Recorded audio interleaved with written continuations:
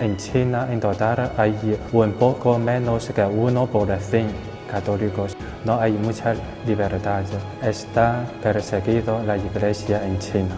Para un católico normal, solamente rezar ya es un crimen, ¿no? Para el gobierno, que a veces te insultan, porque el gobierno su principio no es destruir la iglesia para que desaparezca, sino controlar. En el año 1954, el Estado de China quiere que toda la iglesia debe ser como un instrumento del gobierno, y por eso hasta hoy en día podemos decir sencillamente hay una iglesia oficial y otra iglesia clandestina. Por eso, desde aquel entonces de la iglesia oficial, porque dice la iglesia es autónoma. No tiene nada que ver con Roma. Por ejemplo, la situación del seminario está dividida en distintos lugares. Cada lugar vive en una casa normal. A veces, por sus experiencias, no pueden salir de esta casa. Estudia allí, reza allí, hacer un poquitito de deporte allí, se come allí, todo en un lugar. Me parece que para nosotros es un sufrimiento, pero hasta hoy la vida de este seminario todavía está muy viva. Hay muchos seminaristas. La iglesia, al fin y al cabo, es nuestra madre. La iglesia no es algo físico, sino para nosotros es algo que siempre está ahí, da igual estemos donde estemos, siempre estamos en ella. Estamos solos, perseguidos o bien acompañados. Da igual en qué situación estemos, siempre está ahí. La oración familiar ha ayudado, o podemos decir, ha mantenido, ha sostenido la fe de cada uno. Por ejemplo, en China está prohibido la educación religiosa. Otras cosas también, por ejemplo, algunos obispos y sacerdotes perseguidos reciben una reeducación. Por ejemplo, yo conozco un obispo auxiliar. Él vivió en la cárcel 10 años. Durante estos 10 años, él no puede tener ningún contacto con los demás. Y cuando él salió de la cárcel, cambia mucho sus pensamientos. Incluso a veces está muy contra la iglesia. En este sentido, podemos decir que han recibido una reeducación.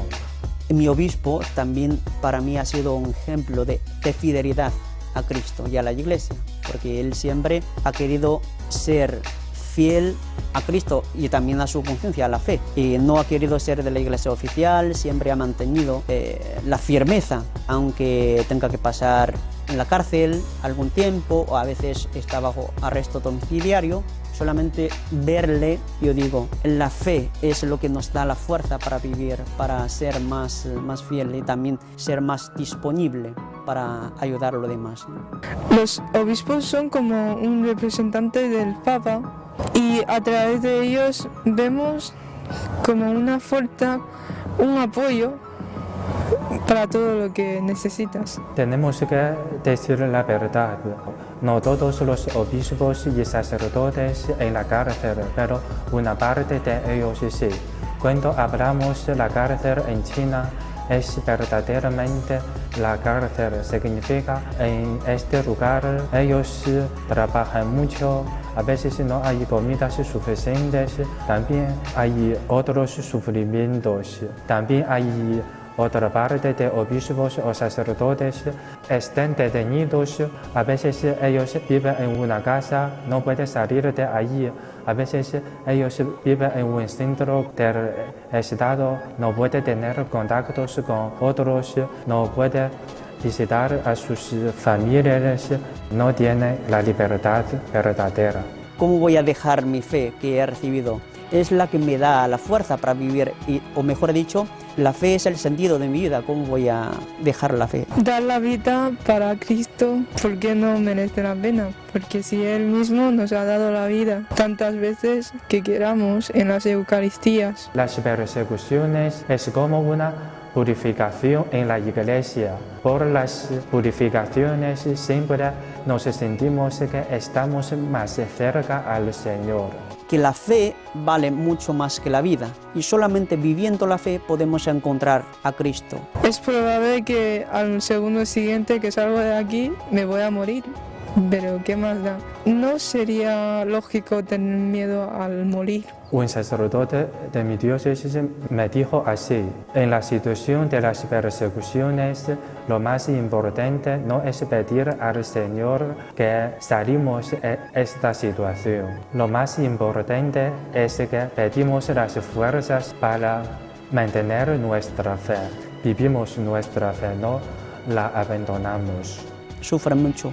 Entonces yo quiero pedir que recemos por ellos, para que se sienten con más fuerza para vivir la fe. Aunque hay dificultades, la iglesia está viva. Somos de una única iglesia, siempre estamos en unión en la Eucaristía y siempre podemos rezar por ellos.